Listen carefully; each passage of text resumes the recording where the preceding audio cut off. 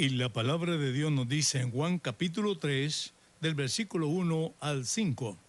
Había un hombre de los fariseos que se llamaba Nicodemo, un principal de los judíos. Este vino a Jesús de noche y le dijo: Rabí, sabemos que has venido de Dios como maestro, porque nadie puede hacer las señales que tú haces si no está Dios con él. Respondió Jesús y le dijo: de cierto te digo, que el que no naciere de nuevo no puede entrar o ver el reino de Dios. Nicodemo le dijo: ¿cómo puede un hombre nacer siendo viejo? ¿Puede acaso entrar por segunda vez en el vientre de su madre y nacer? Respondió Jesús: de cierto te digo, que el que no naciere de agua y del Espíritu no puede entrar en el reino de Dios. Lo que es nacido de la carne, carne es, y lo que es nacido del Espíritu, Espíritu es. La llave para entrar al reino de Dios. Cuando hablamos del reino de Dios en la Biblia, encontramos el reino de los cielos, el reino de Dios, que es el mismo, solamente son frases lingüísticas entre los hebreos, pero está refiriendo más que todo al reino de Dios. Para que haya un reino se necesita un monarca, y para que haya un reino establecido se necesitan súbditos. De manera que cuando Jesús es nuestro rey, nosotros nos hemos sometido a él como discípulos, también entonces hay un reino establecido. De tal manera que el reino de los cielos está entre vosotros, dijo Jesús, hablando de la iglesia. El reino de los cielos no está arriba como algunos creen, sino el reino de los cielos está aquí en la tierra. Y para entrar al reino de los cielos, que es la iglesia hoy día, lo que necesita una persona es nacer de nuevo. Jesús lo deja claro.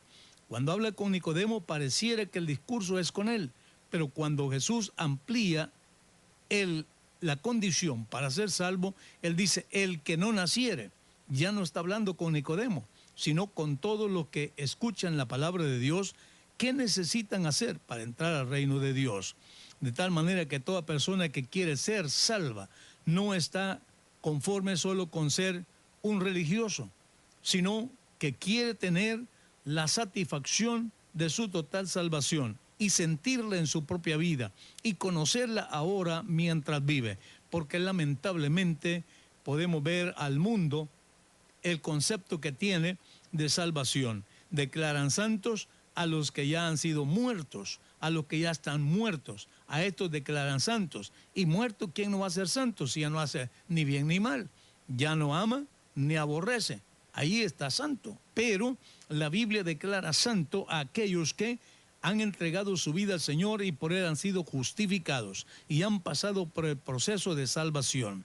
De tal manera que entonces vemos acá que el Señor le dice a Nicodemo: el que no naciere de nuevo no puede entrar en el reino de Dios. Nicodemo era un intérprete de la ley, es decir, un abogado que conocía perfectamente la ley, y él, en cuanto a lo espiritual, estaba bastante atrasado y dormido, porque cuando Jesús le dice que es necesario nacer de nuevo, él dice: ¿cómo es posible que uno siendo viejo pueda entrar al vientre de su madre y nacer otra vez? Y Jesús le tiene que decir: te he dicho cosas terrenas, no has entendido, y si te dijera las espirituales, peor. Así que entonces, qué bonito es saber ahora mismo cuando ya somos salvos, y no hasta el final como algunos esperan. Allá lo vamos a ver. La verdad es que la salvación se disfruta ahora.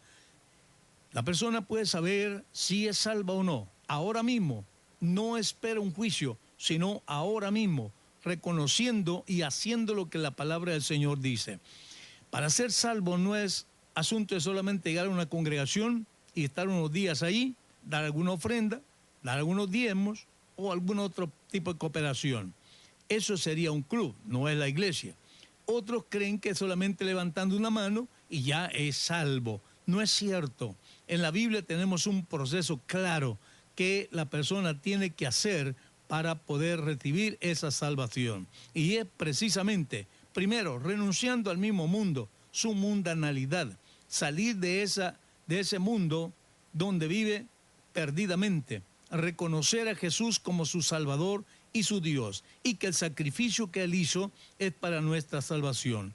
Después de haber hecho esta decisión, viene para ser bautizado en el nombre de Jesús, para remisión de sus pecados. El bautismo no es simplemente para un testimonio a la gente, como algunos dicen. El bautismo es para remisión de pecados. De otra manera, es indispensable para que una persona pueda recibir su salvación, porque es allí donde remite sus pecados en el nombre de Jesús. Es el momento cuando se junta con Dios. Esta persona, cuando entra a las aguas y es sumergido, allí las aguas le sirven de vientre para que esa persona se junte con Dios. Y es el momento cuando el Señor es invocado el nombre de Jesús sobre ella, se viene sobre ella todo el sacrificio del Señor y su sangre preciosa le limpia de todo pecado.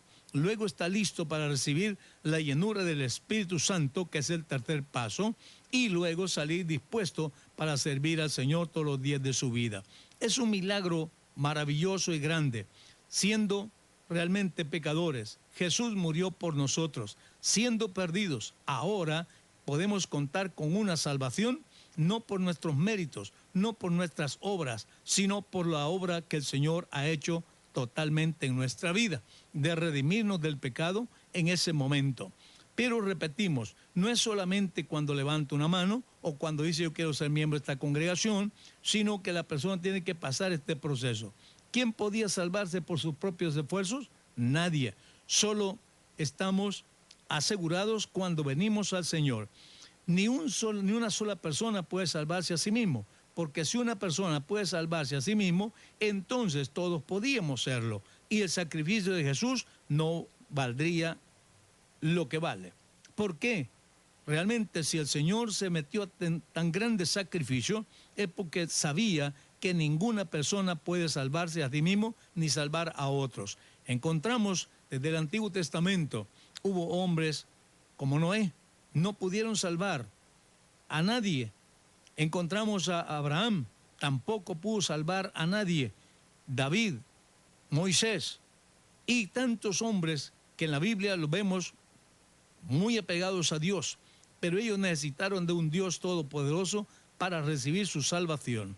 Entonces, solo Jesús, que fue engendrado por el Espíritu Santo, Él venía sin pecado desde su engendro, Él podía aparecer siendo nuestro Salvador y tuvo la voluntad de hacer el sacrificio para nuestra salvación y tenía el poder de librarnos de la ley del pecado. Así que gracias a Dios por esa victoria, pero eso es lo que le corresponde hacer al Señor.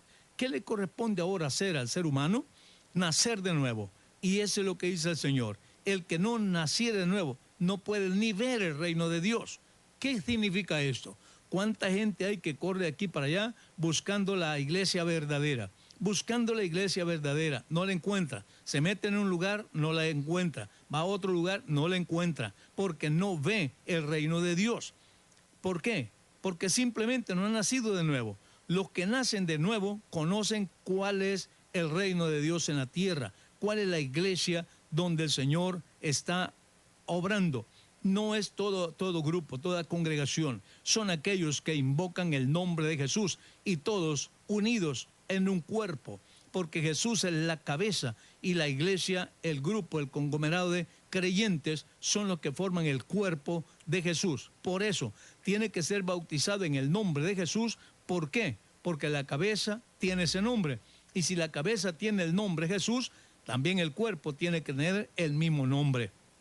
Y por eso es que decimos, la iglesia es el cuerpo del Señor Jesucristo. Usted no viene a la congregación como un individuo que llegó allí porque quiso, sino viene el momento cuando usted es metido en el nombre de Jesús, también usted es parte de ese cuerpo, es miembro de ese cuerpo y formamos una sola familia. Y es entonces, por eso muchos, aún siendo ciegos, nos conocen y nos dicen, ustedes son del solo Jesús, ustedes son los jesucitas. ¿Por qué?